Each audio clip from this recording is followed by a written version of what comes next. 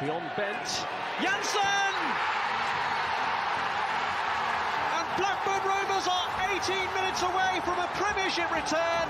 As far as Stewart, just outside the penalty area, clips it central for David Dunn.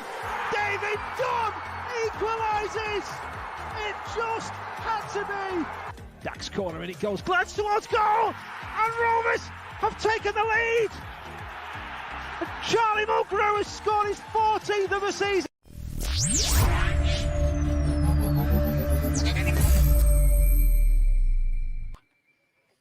Good evening, Rovers fans, and welcome back to On the Other Side with me, Ryan Hildred, live from Rovers Chat, and possibly our hardest result of the season, wasn't it, on Saturday? Bradley Dack missed a penalty, defeat in stoppage time, a painful taste in the mouth, and Rovers' playoff ambitions starting to look more and more unlikely come that full-time whistle on Saturday. But the season isn't over yet, and it's back into action tomorrow evening, and it's Derby County up next at Ewood Park. And giving us the lowdown on the Rams tonight, it's Derby fan Jason from the Rams Review podcast. How are you doing, Jason? I'm all right, Ryan. How are you doing, mate? Yeah, not too bad. And actually, my whinging about a stoppage time winner for Bristol City on Saturday probably pales in insignificance compared to Derby's season, which we will come on to in a moment. And Rovers fans watching, if you're not subscribed to the channel, please hit that subscribe button and please give this video a like for us. Super Chat is available as it always is, and a big thank you to Blue Rose Capital and 6yardsout.com for their kind sponsorship. So, Jason, let's make a start then on the preview. And, well, there's only one possible place to start, isn't it? And that is every fan's nightmare, which is unfolding at Pride Park, as the very existence of Derby is under severe threat. So if we just park the 21 points deduction to one side at the moment, it would just be such a sad indictment on the FA and the EFL if Derby were to go under. So can you just tell us the very latest on everything that's going on there? Yeah, I mean, to be honest, no, we don't really know a great deal. There's, as far as we're aware, there are interested parties. There's an ex-consortium that actually ran Derby back in 2000 and around 2012, 2013, who were in charge of the club when Derby made the playoff final and got beaten by QPR. They're in the mix again. Steady hands, but as last time, didn't really have a lot of money. They steadied Derby County after those years, the couple of years in the Premier League, or one season in the Premier League, and the overspending that happened from that. And they ran Derby really well. But then, you know, the next level of what fans want is obviously that next level of progression. And financially, they just didn't have the money to do it. So they're in the frame, which some fans are saying, yeah, it'd be a good appointment, especially where obviously Derby are at the minute. But me personally, Mike Ashley is the biggest name that's been linked in and around Derby for the last 3-4 months. He's playing his cards very close to his chest. We've seen some of his entourage at Derby games in the director's box. So he's clearly interested, and knowing, obviously, doing lots of revision on Mike Ashley, the stuff that you don't know about him. For our podcast, then he is somebody that tends to come in right at the last minute and get it for as cheap as possible. I mean, the latest news that we've got came last Thursday, where one potential bidder who's actually been trying to buy the club since 2019, apparently, or has certainly had an interest in buying the clubs since 2019. Obviously, COVID curtailed a bit of that, I think. Is an American businessman brother partnership. And as of last Thursday, Derby's administrators, Quantum, turned around to those who are the only, as far as we're aware, official people to have put a bid in for Derby County. That was about 6 weeks ago, which was £28 million, which didn't include the stadium, which obviously is owned at the moment by our previous owner. They were told to improve that offer. The improved offer came last week, and that was £30 million. So £2 million more. But this deal apparently included a negotiation for the stadium, which means that they were actually going to be paying less and less for the club, because it's my understanding that there's £20 million worth of debts on Pride Park at the moment. And for any potential buyer who wants to buy it, basically have got to wipe the slate clean. Our previous owner isn't asking for any money for it, as far as we're aware. It's just to settle the debt that's on the stadium.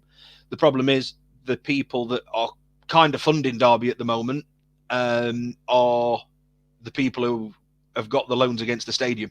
So the longer and longer and longer this goes on, they are the ones who are giving, as far as we're aware, they're the ones that are giving Derby money to keep operational costs and things, keep it coming in and stuff like that. So at the end of the day, that's ticking up each passing month. But at the moment, I think it's around 20 to 22 million that they're owed.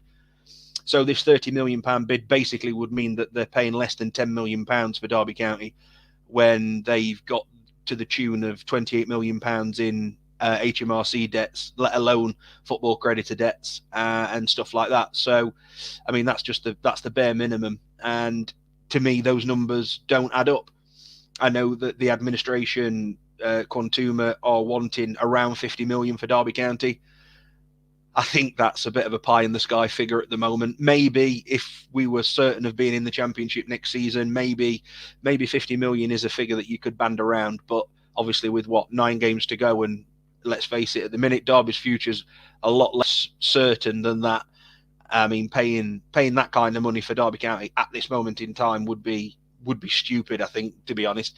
So I think us as fans are fully expecting this to rumble on. We was hoping it was going to be done and dusted by now. We think it's probably going to rumble on to at least a point where Derby's fate is sealed one way or the other, which, by the looks of the league table, could be another few weeks yet. So this looks like it may well be dragged out a little bit further. But then I do expect that once the clarity of where Derby are division-wise next season, you would then expect some kind of movement, because of course Derby in the Championship and Derby in the League One, as you guys well know from being down there, the money that comes in, the interest is different. They are two very, very different, I would have thought, prices for a club that owes the amount of money, even with the amount of money that Derby owes. So it's just a painstaking one still for fans, and we were hoping for a lot more better news off the pitch than this. This was all meant to have been done and dusted by the end of January. Obviously, we're sat middle of March, and there's still negotiations being going on. And if that's the only, as I say, if that's the only bid at the moment that was in and on the table, and that's been turned down at 30 million, then they're obviously holding out for more money. But I mean, I just can't see it. I just can't see it coming. And as I say, from what I know, the other two interested parties, I don't think they're going to want to pay anywhere near the 50 million. So I do think it will come down to Derby's league status. That's probably going to decide where they go. But I'm optimistic that I think Mike Ashley is probably still the front runner, because I think he's got a lot more strings he can pull in the football world, and obviously the finances from selling Newcastle. I think if he wants it, he will get it, but I think he'll get it at the best price for him, which is something that he's done throughout his business career. Well, I think most sane football fans hope that this situation sorts itself out one way or the other, because, for a founder member to go, it would be a sorry and sad day for football, in my opinion. So I really hope it gets sorted, and obviously probably looks likely that Derby, might be in League One next season. Who knows? But I hope it sorts itself out. So let's move on to the season then, Jason. So 21 points deduction was the punishment for Derby for the aforementioned issues that you said there. I think most fans understandably had Derby as favourites for relegation, and probably dead and buried before a ball was even kicked. And I've got to say, the fight, the desire, the resolve shown by everyone at Derby, management, fans and players, has just been quite remarkable, actually. So to even be in with a chance of staying up, for me, is quite incredible. So how has it been supporting Derby on the pitch this season, and what are your hopes for staying up? Funnily enough, it's probably been one of the most enjoyable seasons that we've had for quite some time. Obviously, coming back off the back of the best part of 18 months of COVID football, to then be thrust in a position where, if you're a true supporter of Derby County, you don't have a choice than get behind the team with everything that's been going on. Obviously, previous relations with the ex-ownership at Derby County and Mel Morris had come to breaking point. Obviously, as I say, then you've got this was probably pre-COVID, actually. He put the club up for sale. And then you'd got the COVID, which a lot of obviously the original trouble and the original administration worries were coming in when fans weren't able to go to the grounds and they weren't able to, preach their opinions and things like that. So obviously now he's out the club, and most fans have taken to it. The atmosphere at Pride Park certainly is the best that I've seen it in 4 or 5 years. I mean, we're selling out 90% of away games. Obviously, tomorrow night, our game tomorrow night's obviously the Tuesday. I'm not sure if it's quite a sellout from our point of view, but obviously I know that over 2,500 Bournemouth fans went down to the South Coast. Derby fans went down to the South Coast on Saturday and sold that out. And I mean, Derby have always normally had a decent away back-in anyway. In fact, probably one of the better away back-ins in the division. And obviously 28,000 plus week in, week out, near enough at Pride Park when fans were allowed back before fans were allowed before COVID. But yeah, since then it's been interesting. I mean, from a team that really up until the last 18 months, 2 years, obviously we've had a few struggles. Derby were a team that were expected to finish in the top 6, and of course with that comes pressure, and our fan base was one that if they didn't think they were doing what they deserved, getting what they deserved or putting the effort in, which was a big problem with some of the players who came on the big wages, then obviously the fans made that known. This time it's almost like a role reversal from about 10 years ago when Nigel Clough were in charge of Derby. Derby got absolutely stripped because of overspending. He had to piece together a side, and it took it back to basics, and they played with passion, with determination. It wasn't pretty every week. Derby didn't win every week, but you had players who were on low contracts, low wages, who wanted to play football. And to be honest with you, that it's a very, very similar scenario now. I mean, there are players who are on bigger money, who have obviously been on contracts at Derby for a couple of years, but certainly I would say a good 50% of the squad are definitely on less than 10 grand a week. They're probably on less than 5. And then the other 50% of the team is near enough made up out of academy players. And so there's obviously a fight and a determination from them, which is great. They want to impress. They've been thrown in at the deep end. They've been given an opportunity that, under normal circumstances, they may well not have done. We've got 18, 19-year-olds who've played 25, 30 games this season who had never been near the first team previously. And I mean, that's a steep learning curve for them. Then they do show their qualities, but they are very inconsistent, as you would expect at somebody at that age. So, it's been challenging at times to watch. It's not been what Derby are accustomed to, but actually, I think it's been a bit of a breath of fresh air. Really, we have had that era of players coming to Derby County on 25, 30 grand a week, expecting to just pull the shirt on and pick the wages up, and that. The fans soon kind of, when things were going well, obviously the fans were all behind it, but as soon as things started to turn, they had their fingers pointed at them. And this time, the groups there, that you can see, I mean, if any Rovers fans have actually watched Derby much this season, you'll see they're not a bottom 3 side. They have got their limitations. There's no doubt about it. They have got their limitations. We've picked up a lot of points, or a lot of our points at home when the fans are behind us, and I think that ties in that kind of 2 points together. On the road, we're awful. Results wise, we certainly put in an effort, and we certainly in games, but we just can't seem to pick up 3 points away from home. I think we've only done it twice all season. It might be 3. I think it's only twice though. And the last one of those was, I think, around January time. So it's not like Derby to go away and get 3 points, but they're being thrust into a position at the moment where they've got to go for it really, with obviously only 9 games to go. And again, I think that's helping with the whole situation and the fans getting behind them. It's just been a much, much better atmosphere. It feels like the fans felt very disconnected from the club over the past ownership of how it ended, and obviously COVID mixed in between that. But even though it's still not pretty off the field, it's far from pretty. It does feel like that when this eventually gets sorted, and I do believe it will eventually. I don't think Derby are going to go out of business. I think somebody will pick it up.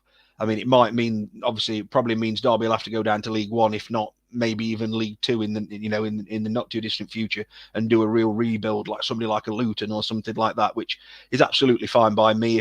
I'll enjoy the ride as long as I've got players, as long as I'm watching players that want to play for the club. And they're not getting overpaid or stuff like that. The fans are back together. The fans are right behind the club again.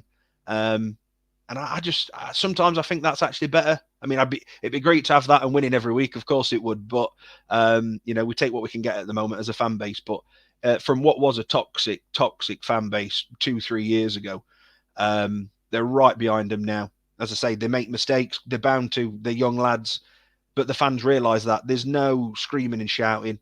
There's always encouragement, and Rovers fans, anybody that watches or goes to the game tomorrow night, you could be 4-0 up at half time, and those Derby fans will not stop singing. They will sing from minute 0 to minute 90, and that's kind of the atmosphere and togetherness that we've got at the club at the moment.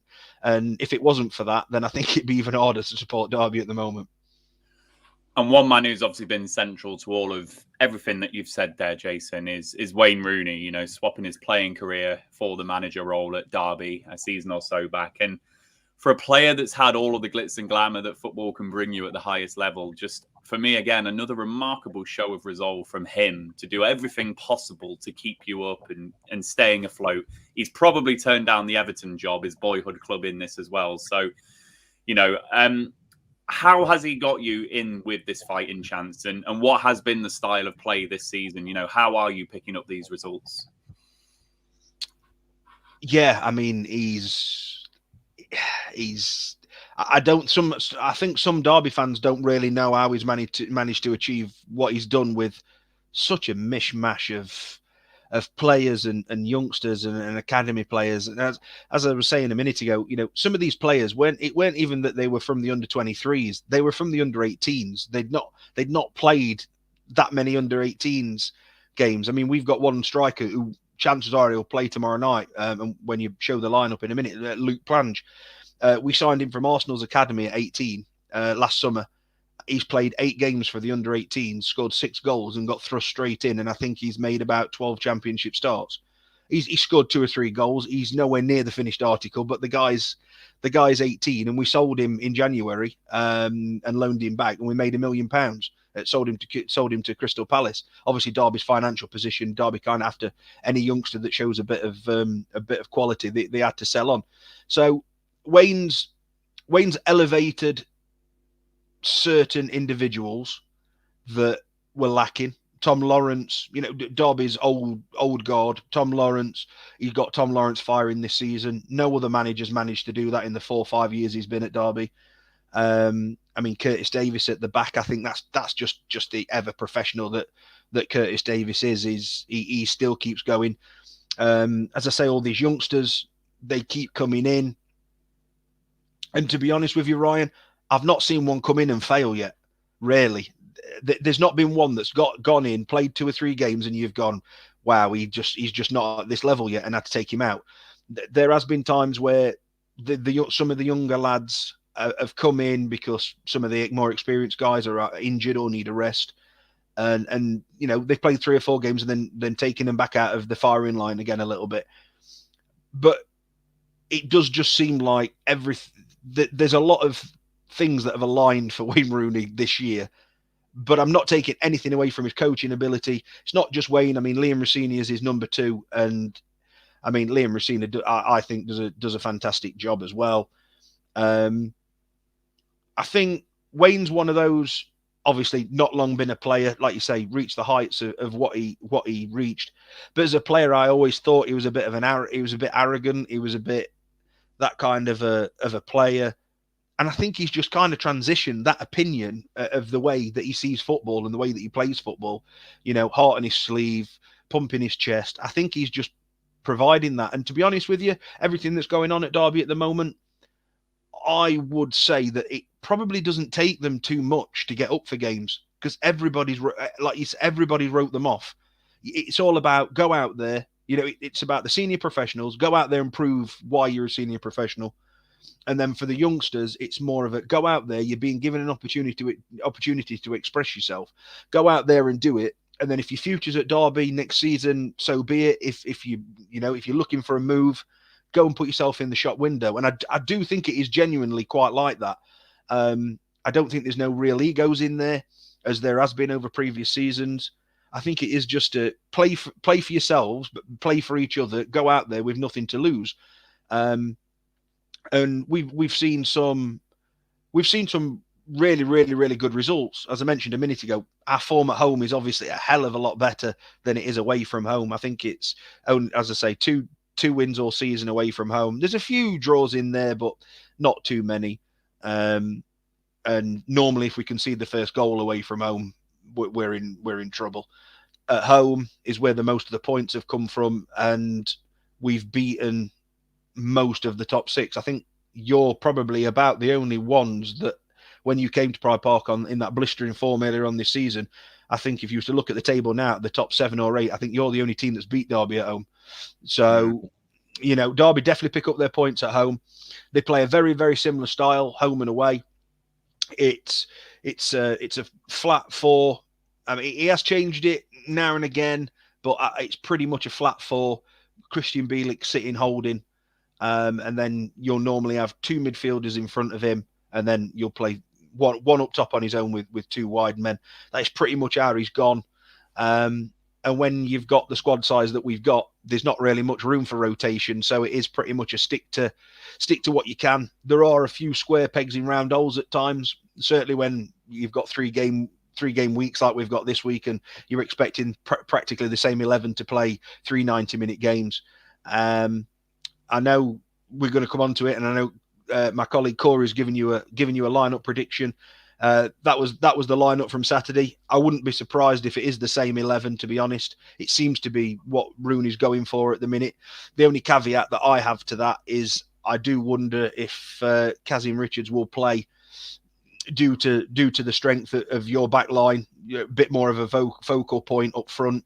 Our striker Luke Plange, he likes to get in and behind. In fact, all of our forward play is down the wings, get in behind you, is the way that Derby have played. We don't tend to play long balls too much. Kazim Richards, from last season, who was a surefire starter, to this season, I think he's only started about 4 games. He's a much more of an impact player that has been used as, say, dependent on the situation in the game, been brought on 60, 70 minutes. Knock balls up to him, he can hold it up and play from there. But I wouldn't be surprised, as I say, if he didn't start tomorrow night as well, because, say, Luke Plange, he's been in the Derby side now since just before Christmas. And to be honest with you, he's just starting to run out a little bit of form. And I think it'll be unfortunate for him if he's got to continue slugging away at 18, trying to be Derby's main focal point up front. It can easily knock his confidence. So, he's not a battering ram of a player. He's very technical with his feet. He's very quick. But as most 18-year-olds are, not particularly strong, still probably not fully developed. So CKR may well get a nod tomorrow night. But I mean, other than that, down the wides, it's what we look to do. Down the wides, wing backs overlap, and I think mainly down our right hand side will be where the main focus of attack is.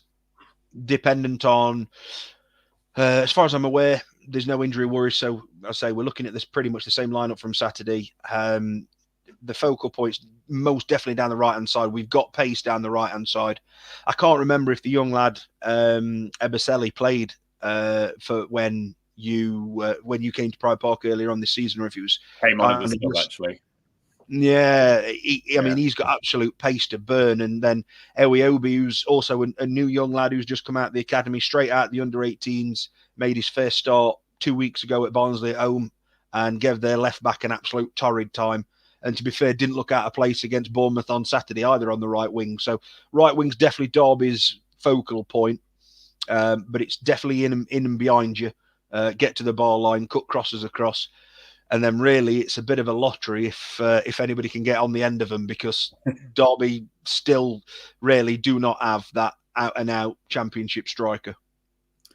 So for Rovers fans, I'm just scrolling the Derby side along the bottom. We've got no graphics tonight, unfortunately, so you're going to have to go with a banner along the bottom. So Jason was just giving us a good indication of the Derby side. That's the one that's scrolling across the bottom. And just a few of the stats just behind a lot of what Jason said there. So without the 21 points deduction, Derby would be in 15th, I believe, where Stoke City currently are. Let's just look at this table. Yeah, that's where you would be. So you'd be really high up in the table. Other stats, the goals that Jason has referenced, it's just the 36 goals this season for Derby, which is 21st overall in the division. And Tom Lawrence is the top goal scorer and club captain. He's got 9 goals and 5 assists. So he is clearly a really important player for Derby. And before we come on to our prediction and everything, Jason, I'm just fascinated how Derby might approach this game, because you've referenced the away form this season. So 19 fixtures that you've had away from home. It is just the 2 wins, as you said, 6 defeats on the spin as well, 6 defeats in a row away from home. So given that deficit that you've got on Reading, there's a 5-point gap to make up first and foremost. Are you targeting this Rovers game as one of those away games where you might pick up 3 points away? Because you've referenced a really strong home form. That's probably not going to be enough. You're going to need to get some points away from home. So with how we're playing, with the form that we're in, and with what happened on Saturday against Bristol City, do you think there's an air of confidence in the Derby fan base that this might be a fixture you can go and win? Yeah, win's a strong word, but yeah, I do think they will be targeted. To be honest with you, Ryan, I think in the way that Derby set up, Derby targeted Bournemouth on Saturday, which I know sounds a bit strange when they're second or third in the league, but Bournemouth actually didn't really lay a glove on Derby too much in the first half. They got a goal in injury time in the first half, and then, as I say, when Derby concede first, they struggle. And the second goal for Bournemouth really was from Derby pressing forward, trying to get that equaliser. So it's anybody who didn't watch the game and just saw the 2-0 result and thought that was, a comfortable day at the office for Bournemouth, it was, to be honest with you, it was far from it. And our previous, like you say, I know our record away from home, 6 defeats, 6 straight defeats. I think I'll go back. I think it was middle of February when we played Middlesbrough and lost at the Riverside 4-1. I mean, Derby just didn't turn up that day. But then the games since then, I want to say it's Cardiff, Luton, Bournemouth, and then it'll be yourselves. Derby have not really put a foot wrong in the games. They've just, when they've had opportunities, they've just not hit the back of the net. Where I don't know why, for some reason, at home we play a similar way, we get similar chances, but we tend to put them away at home, and I don't understand why that is. I know there's a small caveat to those run of 6 away defeats. I think 2 out of the 3 of those, Tom Lawrence got sent off in, I can't remember which game it was against now, and he missed 3 games, and 2 of those were away. And as you mentioned, 9 goals, 5 assists. I think if you was to look at the next person with the most goal involvement for Derby, it might be a centre-back. So there is a big onus on what Tom Lawrence does for Derby. And since he's come back, say we beat Barnsley, put in a pretty good shift, I thought, against Bournemouth. And so, yeah, I think we do look at tomorrow night. You're right. Wins at home. We've still got Fulham to play at home as well. We've got Coventry coming up after yourselves on Saturday. We're going to be no pushovers. So, as you say, you're in a bit of indifferent form. I'm sure you'll tell me in a minute. I don't know if Bertrand Diaz is fit at the moment. He's not. I mean, you don't need to worry about him. Good. That's music to my ears, because he absolutely tore us apart at Pride Park, him and Sam Gallagher. So, yeah, I think Derby do have to target it. I think they do. Reading, I believe, go to Bournemouth tomorrow night. So, obviously, I mean, it's not just us. There's Barnsley down there. There's Peterborough still within a sniff, really. But we are kind of the ones who are in slightly better form than those. But, Derby have got to look at that I'm sure everything coming out of the club will be, you can only concentrate on yourselves and things like that. But you look at it, we looked at Reading going to Forest on Saturday, and we fully expected Forest to win that game, and they so did. And then you've just got to look at it again. Bournemouth for Reading, you would expect Bournemouth to win that game. So Derby trying to get anything out of the game means that the gap gets smaller. One thing that I will say is Wayne Rooney does not play for a draw. He knows the situation that we're in. If we're in the game, I mean, obviously, if we're 1-0 up with 70 minutes to go, we will park with 20 minutes to go, we will park the bus. There's no doubt about that. In fact, we'll probably park it from half time. But if we get further into the game and we're 0-0 or we're one, it's a draw or we're one behind, he will go for it. He will not sit back for a point, which sometimes is obviously it has cost us on occasions. We've also got results. But again, the results that we've tended to push and got have been when they've been at home, not necessarily away. So saying that, Ewood Park's not really been a happy hunting ground for Derby over the years. And whilst you're in different form, you're still in and around the top six. And obviously it's still a really, really tough game, I think, for Derby, but it's one of those. It's your typical. I think it's going to be the typical away. The away setup. You try and get in there. You try and frustrate for the first 10-15 minutes. Try and get your foot into the game. And I think if we can get a foot into the game, then I think we will create chances. It will just be all about if we can take them, and if we don't, and the longer that the game goes on, where it's a draw, we will push forward. And I know that, Barrett and Diaz aside, you've got quality in your side that can pick Derby apart, and we will push from the back. We will push up, and we will try and go for the 3 points. It is really, that is what we've got to do now. I'm looking forward to it. It's going to be an interesting game. I mean, Blackburn are probably going to have to turn up tomorrow night to beat Derby, I would say. I don't think Derby have been a pushover all season. But yeah, it just all depends on the night, I suppose, doesn't it?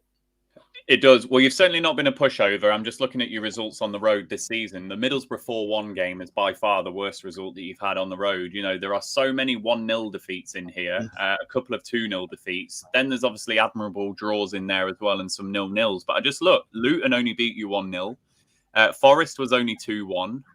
Who else is in here? Sheffield United was only 1-0. You drew away at West Brom, drew away at Coventry, drew away at Fulham. So clearly, as much as you've lost games on the road, you're not taking a beating. So I think you're absolutely right. Rovers are going to have to turn up to beat Derby. And that Pride Park game, I think the secret to our success that night, or that afternoon, sorry, and I was at that game, was our quick start. I was absolutely bowled over by how quick we started that game. I think it took you by surprise. Yeah. And we actually should have been 2-0 up before we went 2-0 up. We had two big chances and then we eventually took them. So Rovers are going to have to start quickly, because I think you're absolutely right. Derby get the first goal. Rovers are in some serious trouble because we cannot go behind in games of football. And these results and what I'm seeing on the road here show that Derby can grind out a result if they need to. So Rovers are going to absolutely have to turn up to beat you.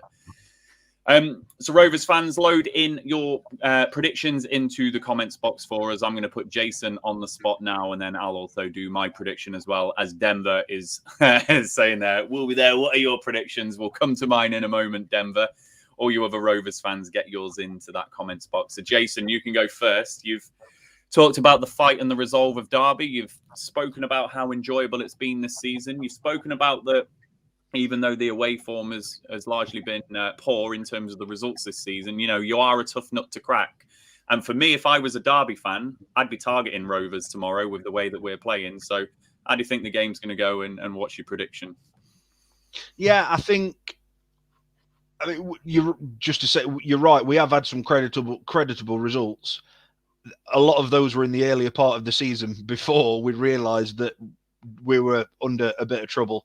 So we really have had to push on in games, and we've been caught out once or twice. And the 1-0 score lines and 2-0 score lines are usually when we've tried to push for an equaliser. I mean, up until a few weeks ago, I think we'd got the third or fourth. We probably no, we've conceded a few just recently, but we had like the fourth best defensive record in the division. Unfortunately, lost Jagielka in January, which did make a big difference. I didn't think it had made that much of a difference, but actually, you look at the results since he left. I think Derby have probably only kept one clean sheet since then. So, I think you're right. I think the game at Pride Park, I was there as well. I remember it. It was the fast start. Caught Derby cold, absolutely cold.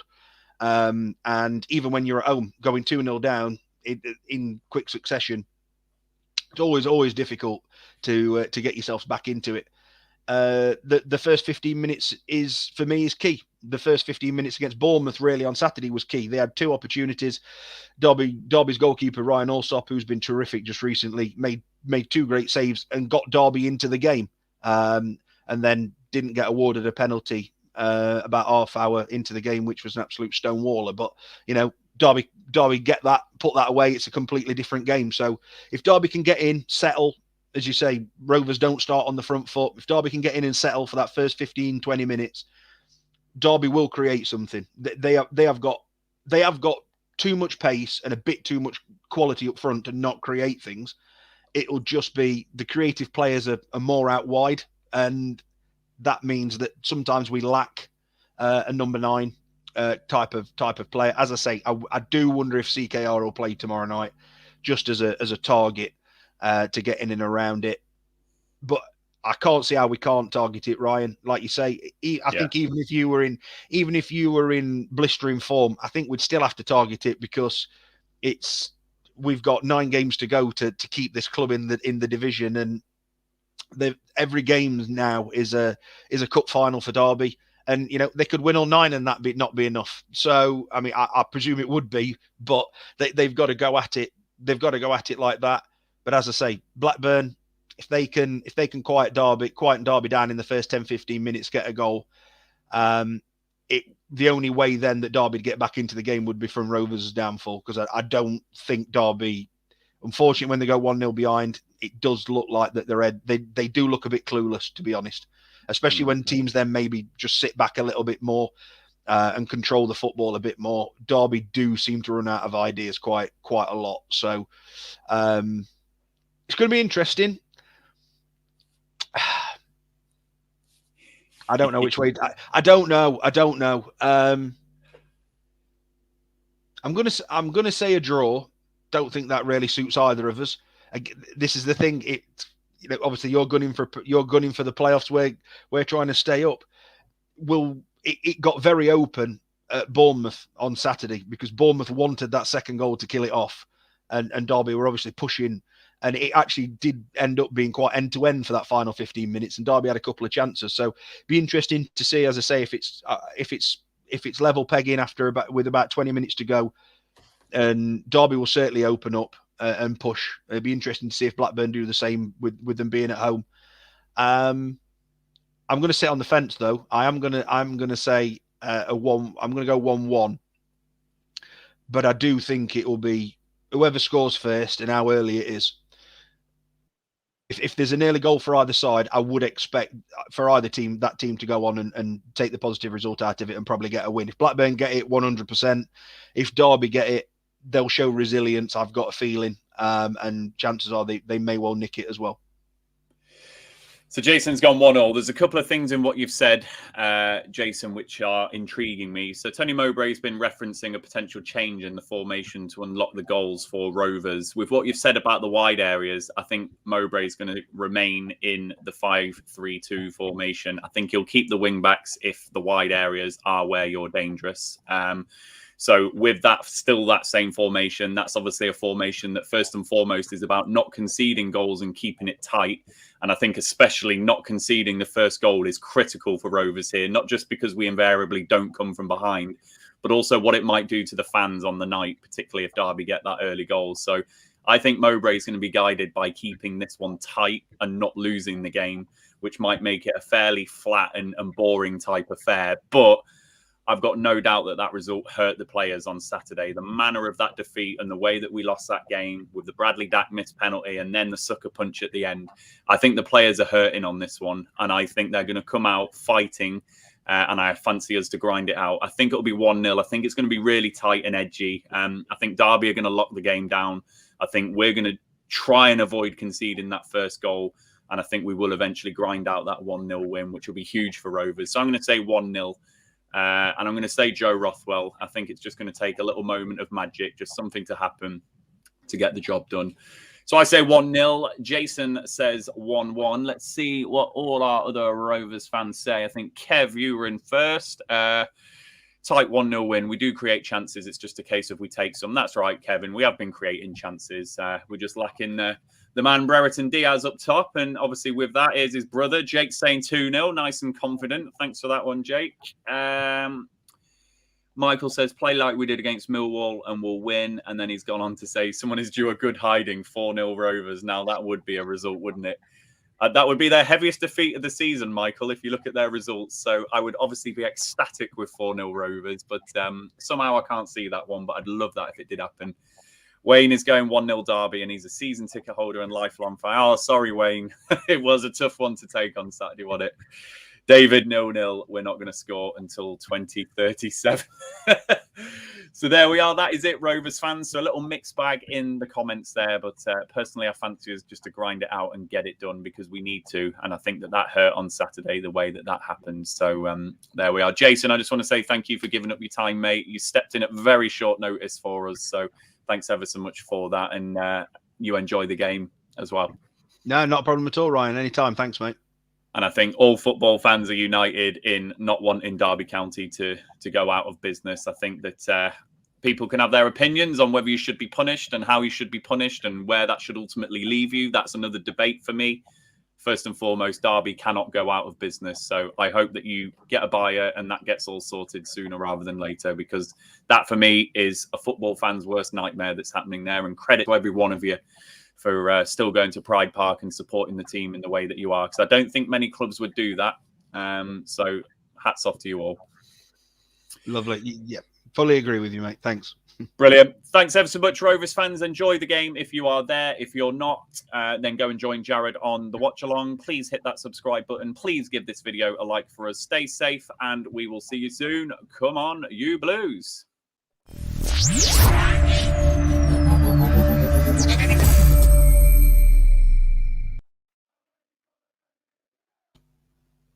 The Rovers Chat YouTube channel is proudly sponsored by 6yardsout.com. They've got retro football from every era with mugs, phone cases and much more. They also have plenty of Rovers goods, including apparel with the famous 94-95 season and this season's kit. Check them out using the link in the description below.